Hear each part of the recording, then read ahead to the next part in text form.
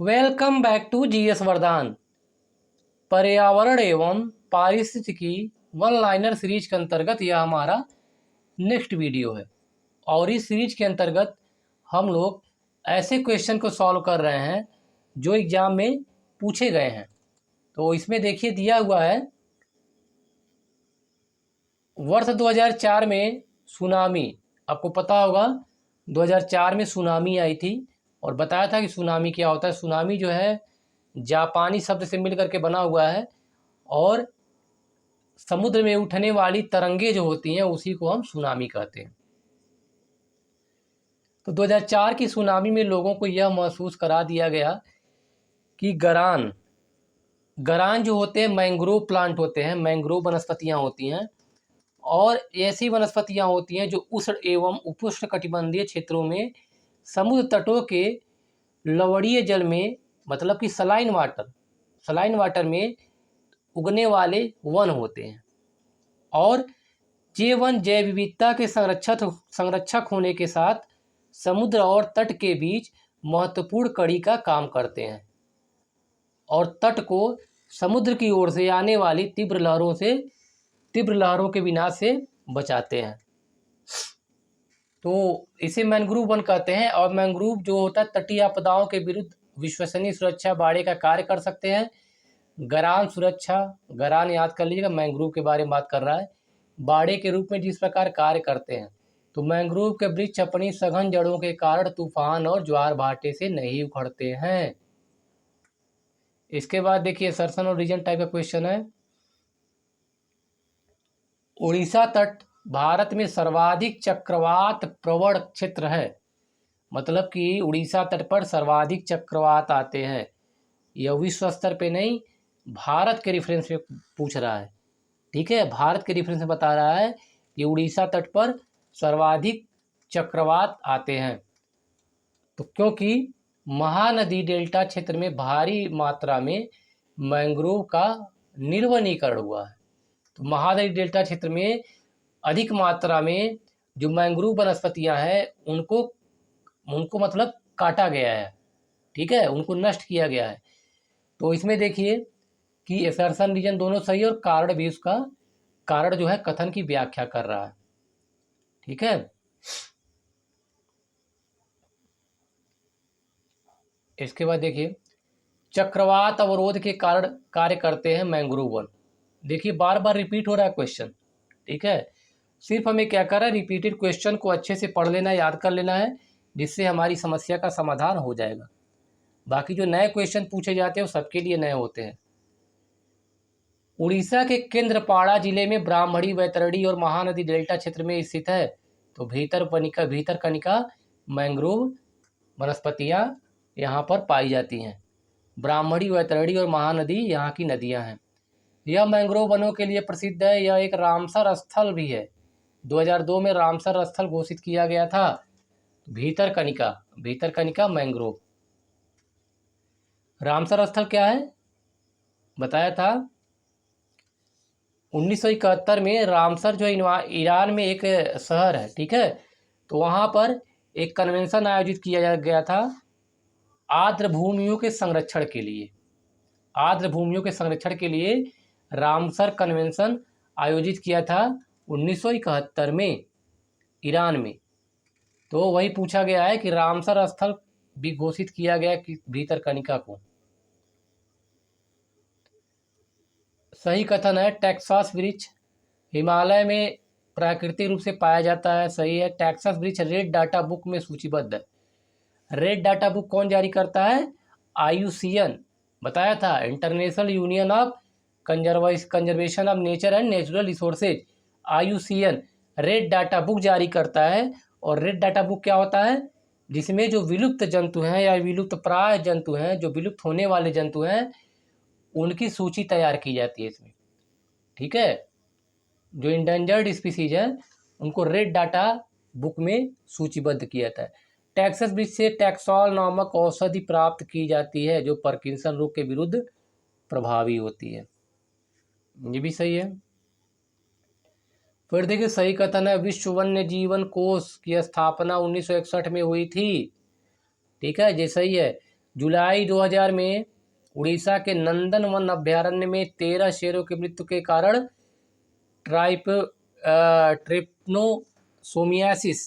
ट्रिप्नोसोमियासिस रोग हो रहा।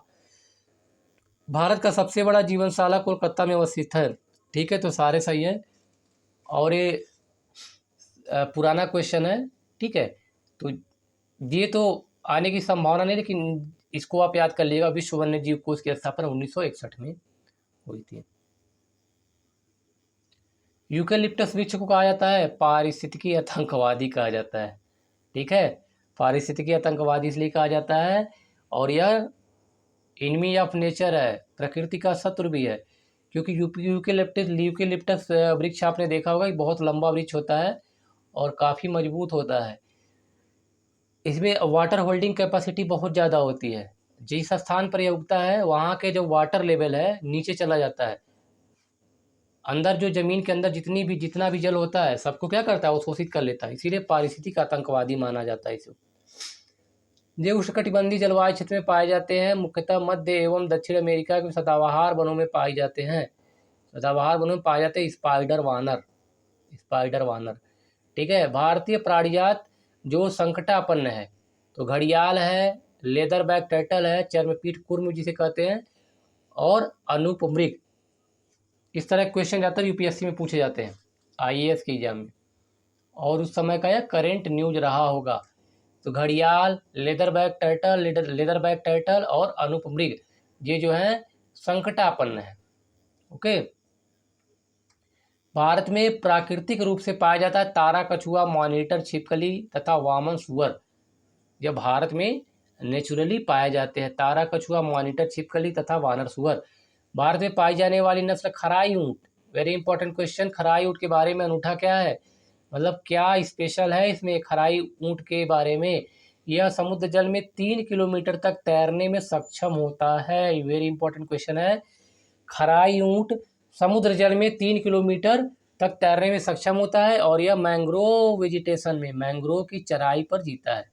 मैंग्रोव वनस्पतियों को भोजन के रूप में ग्रहण करता है। ये ऊँट कच्छ गुजरात में पाए जाते हैं। ये ऊँट कच्छ गुजरात में पाए जाते हैं, खराई ऊँट। ओके। इन ऊँटों को संकटापन्न इंडेंजर्ड स्पीसीज घोषित किया गया है। खराई ऊँटों को इंडेंजर्ड लिस्ट में डाल दिया गया है। इसके बाद देखिए कथन एवं कारण फिर दिया हुआ है। मैंग्रोव कुछ समुद्र तटों के समीपवर्ती उष्णकटिबंधीय और उपोष्णकटिबंधीय क्षेत्रों में अति विशिष्ट, ठीक है, ट्रॉपिकल रीजन हो गया, और उपोष्ण कटिबंधीय क्षेत्रों में के अति विशिष्ट वन पारिस्थितिक निकाय होते हैं, क्योंकि वे तटरेखा को स्थिर रखते हैं और समुद्र द्वारा सीमा उल्लंघन के विरुद्ध प्राचीर का काम करते हैं। ठीक है, समुद्र द्वारा सीमा उल्लंघन के विरुद्ध जो है प्राचीर का काम करते हैं, मतलब कि कटान नहीं होने देते हैं। तो कथन और कारण दोनों सही है, और कारण जो है उसकी व्याख्या भी कर रहा है। ये वन जैव विविधता के संरक्षक होने के साथ समुद्र और तट के बीच महत्वपूर्ण कड़ी का काम करते हैं। अगर आप लोगों ने प्रॉपर वीडियो देखा होगा तो आपको समझ में आ गया होगा इसकी बात कर रहे हैं। इसकी बात कर रहे हैं, मैंग्रोव की बात कर रहे हैं। महत्वपूर्ण कड़ी का काम करते हैं और तट को समुद्र की ओर से आने वाली तीव्र लहरों के विनाश से बचाने का काम करते हैं। मैंग्रोव वेजिटेशन, मैंग्रोव वनस्पतियाँ होती है, mangrove plant. Okay. Amrita Devi स्मृति पुरस्कार संबंधित है, किसे दिया जाता है, वन एवं वन्य जीव सुरक्षा के लिए। अमृता देवी वेरी इंपॉर्टेंट है। अमृता देवी पुरस्कार किसे दिया जाता है, वन एवं वन संरक्षण के लिए दिया जाता है। विश्व बाघ शिखर सम्मेलन 2010, ये नहीं आएगा, करंट का न्यूज़ था उस समय का, पीटर्सबर्ग में आयोजित किया गया था। विश्व का प्रथम बाघ शिखर सम्मेलन सेंट पीटर्सबर्ग रूस में आयोजित किया गया था, तो 21 से 24 नवंबर 2010 के मध्य। ये भी आपका ओल्ड क्वेश्चन है। ठीक है, करंट न्यूज़ के क्वेश्चन है, नहीं आएंगे। नेपाल एवं भारत में वन्य जीव संरक्षण प्रयासों के रूप में सेव नामक एक नया संगठन प्रारंभ किया गया था। सेव का उद्देश्य क्या है, टाइगर को संरक्षित करना, टू प्रोटेक्ट टाइगर, टाइगर को प्रोटेक्ट करना हो, टाइगर को संरक्षित करना। ठीक है, सेव याद कर लीजिएगा। टाइगर के खाल का प्रयोग आसन लगाने एवं सौंदर्यीकरण के लिए किया जाता है तिब्बती बौद्ध धर्म के लोगों द्वारा। तिब्बती जो बौद्ध हैं वो टाइगर के खाल का प्रयोग आसन लगाने के लिए करते हैं। यदि आप हिमालय से होकर यात्रा करते हैं तो आपको वहाँ जिन पौधों को प्राकृतिक रूप से उगते हुए देखने की संभावना है तो बांज और बुरुंश जो है इस प्रकार के वृक्ष वहाँ पर आपको देखने को मिलेंगे। चीड़ को पाइन कहते हैं। पाइन इन वृक्षों का मुख्य वृक्ष है, परंतु अधिक आर्द्रता ह्यूमिडिटी वाले भागों में बांज या ओक जैसी चौड़ी पत्ती वाले वृक्ष देखने को मिलते हैं। तो उपोष्णकटिबंधीय वन में देखने को मिलते हैं। प्रत्येक वर्ष कतिपय विशिष्ट समुदाय जनजाति पारिस्थितिकी रूप से महत्वपूर्ण मास भर पूरा मतलब महीने भर चलने वाले अभियान या त्यौहार के दौरान फलदार वृक्षों की पौधे का रोपण करते हैं। तो वे जो समुदाय जनजाति हैं गोंड और कोरकू जनजातियां हैं। ठीक है, ये महीने भर चलने वाले अभियान या त्यौहार के दौरान फलदार वृक्षों का पौधारोपण करते हैं, गोंड एवं कोरकू। भारत के एक विशेष क्षेत्र में स्थानीय लोग जीवित वृक्षों की जड़ों का अनुवर्धन कर इन्हें जलधारा के आर पार सुदृढ़ पुलों में रूपांतरित कर देते हैं। जैसे जैसे समय गुजरता है ये पुल और अधिक मजबूत होते जाते हैं। ये अनोखे जीवित जड़ पुल पाए जाते हैं मेघालय में। इम्पोर्टेंट है, कई बार क्वेश्चन पूछा गया है जीवित जड़ पुल कहाँ पर पाए जाते हैं, तो मेघालय में। यहाँ के जो लोकल निवासी हैं क्या करते हैं, जीवित जो वृक्षों की जड़ों का अनुवर्धन कर इन्हें जलधारा के आर पार सुदृढ़ पुलों में रूपांतरित कर देते हैं। और समय जैसे जैसे बीतता जाता है वैसे वैसे क्या होता है, बहुत मजबूत होने लगता है और जीवित जड़ पुल का नाम दिया जाता है। इसे मेघालय में पाए जाते हैं। वेरी इंपॉर्टेंट है, याद कर लीजिएगा इसको। अगर किसी पेड़ को काटे बिना उससे पुल बना दिया जाए तो उस पुल को कहते हैं जीवित पुल या प्राकृतिक पुल। मेघालय में पाया जाता है। भारतीय पशु कल्याण बोर्ड देश में पशुओं के कल्याण को बढ़ावा देने तथा पशु कल्याण कानूनों पर है। भारतीय पशु कल्याण बोर्ड देश में पशुओं के कल्याण को बढ़ावा देता पशु कल्याण कानूनों पर है। एक सांविधिक सलाहकारी निकाय स्टैट्यूटरी एडवाइजरी बॉडी है। स्टैट्यूटरी एडवाइजरी बॉडी, ठीक है। राष्ट्रीय बाघ संरक्षण प्राधिकरण एक सांविधिक निकाय है। पर्यावरण वन एवं जलवायु परिवर्तन मंत्रालय के अंतर्गत आता है। ठीक है। भारत की पहली राष्ट्रीय वन नीति प्रकाशित 1894 में। फर्स्ट नेशनल फॉरेस्ट पॉलिसी 1894 में प्रकाशित की गई थी। स्वतंत्र भारत की पहली राष्ट्रीय वन नीति 1952 में।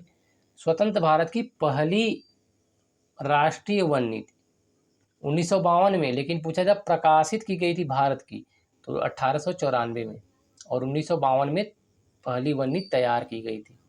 याद कर लीजिएगा इसको। 1952। देश के 1/3 अथवा 33.33% क्षेत्र में पहाड़ी क्षेत्रों में 2/3 वन अथवा वृक्षारोपण होने आवश्यक है। तो राष्ट्रीय वन नीति 1988 के अनुसार। एक क्वेश्चन अभी फिर पूछा गया था, इसके पहले पूछा गया, रिपीटेड क्वेश्चन है। जिसका वृक्ष छत्र घनत्व 70% से अधिक होता है अति सघन वन की श्रेणी में आता है। वृक्ष का क्षेत्र जो है, घनत्व जो होता है उसका डेंसिटी 70% से अगर अधिक होता है तो अति सघन वन की श्रेणी में रखा जाता है। अगर घनत्व 40 से 70% है तो मध्यम सघन वन है। 40 से 70%। और यहाँ देखिए 10 से 40% है खुला वन है। 10 से 40% तो खुला वन की श्रेणी में रखा जाता है। 10% से कम वृक्ष घनत्व वाली निम्न स्तरीय वन भूमि को वनावरण में शामिल नहीं किया जाता। इन्हें कहते हैं झाड़ी। इन्हें स्कर्ब कहते हैं और झाड़ियों की श्रेणी में रखा जाता है। IFSR 2017 कोई मतलब नहीं, नहीं पूछा जाएगा क्योंकि 2019 का रिपोर्ट आ गया है। ठीक है, 2019 अब प्रकाशित, तो हर 2 साल पे प्रकाशित किया जाता है। अब कब किया जाएगा? 2021 दिसंबर में 2021 दिसंबर में प्रकाशित किया जाएगा। तो ISFR 2017 के अनुसार देश में झाड़ियों का क्षेत्रफल 45,979 वर्ग किलोमीटर है, जो कुल भौगोलिक क्षेत्र का 1.40% है। ये भी देखिए 2017 का है। तो पूछा गया था कुल वनावरण एवं वृक्षारोपण देश के कुल भौगोलिक क्षेत्र का है 24.40%। ये पूछा नहीं जाएगा, 2017-2019 वाला पूछा जाएगा। सर्वाधिक वनावरण प्रतिशतता वाला राज्य या संघीय क्षेत्र है लक्षद्वीप है। सर्वाधिक वनावरण प्रतिशतता वाला लक्षद्वीप है। वनावरण प्रतिशतता वाला मिजोरम है। कुल वृक्षावरण एवं वनावरण क्षेत्र की दृष्टि से सर्वाधिक क्षेत्र वाले 5 राज्यों मध्य प्रदेश, अरुणाचल प्रदेश, महाराष्ट्र, छत्तीसगढ़, उड़ीसा।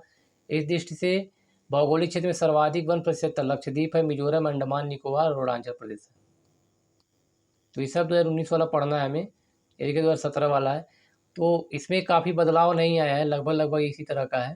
क्षेत्रफल की दृष्टि से तो मध्य प्रदेश, अरुणाचल प्रदेश, छत्तीसगढ़, उड़ीसा और महाराष्ट्र, ये भी आपका 2019 में कुछ चेंज नहीं हुआ है। क्षेत्रफल की दृष्टि से सर्वाधिक वनावरण वाले 5 संघीय क्षेत्र हैं अंडमान और निकोबार, दादर नागर हवेली, दिल्ली, पांडिचेरी और लक्षद्वीप। 2019 वाला हम अलग से इसको करा देंगे। 2019 वाला जो जो फॉरेस्ट रिपोर्ट आया है 2019 का, उसको हम अलग से करा देंगे। सर्वाधिक वनावरण प्रतिशतता वाले 5 राज्य जो हैं तो लक्षद्वीप है, सब पुराना है, ठीक है, ये भी आपको नहीं पढ़ना है, पुराना सब है। प्रतिशतता वाले 5 राज्य मिजोरम है, ये तो सही है, मिजोरम अरुणाचल प्रदेश है। 2019 वाला हम इसको क्लियर करा देंगे। यहाँ देखिए 5 राज्य, ठीक है, ये सब आपका गलत है, इसको नहीं करना है, ठीक। ये सब 2017 वाला पूछ रहा है, सब 2017 वाला है।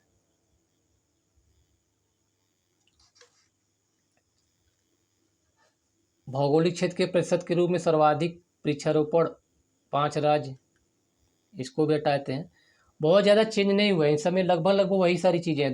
2 साल में कुछ बदल नहीं जाता है, लेकिन 2019 वाला हम अलग से इसको करा देंगे, तो ज़्यादा कन्फ्यूज की ज़रूरत नहीं है।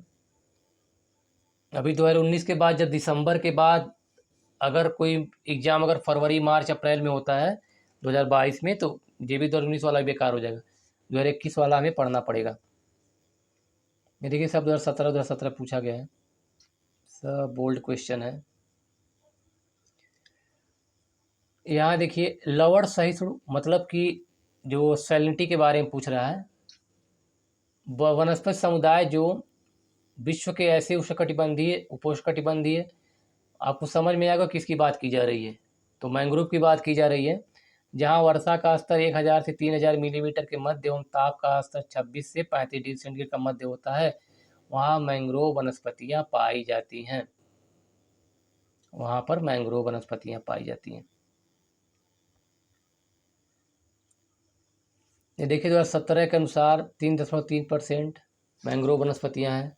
2019 वाला कराएंगे, ये भी देखिए सब 2019 में।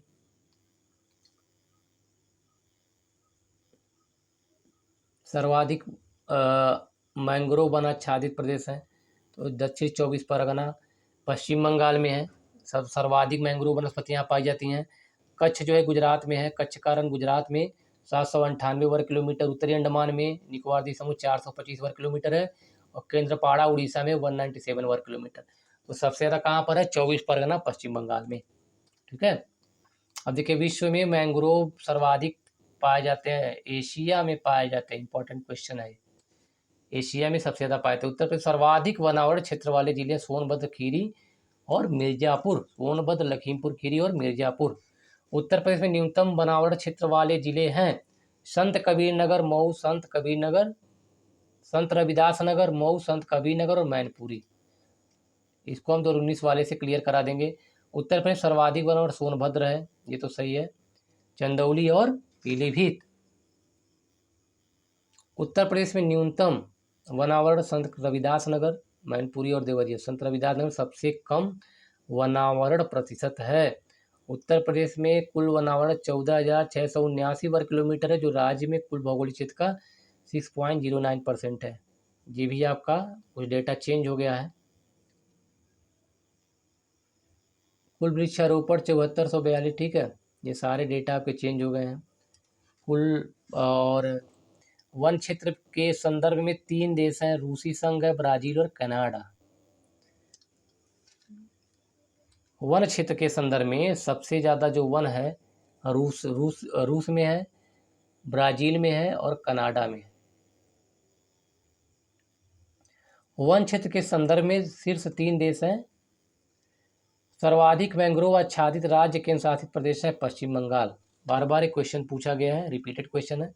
तो पश्चिम बंगाल में मैंग्रोव वनस्पतियाँ पाई जाती हैं सर्वाधिक मात्रा में।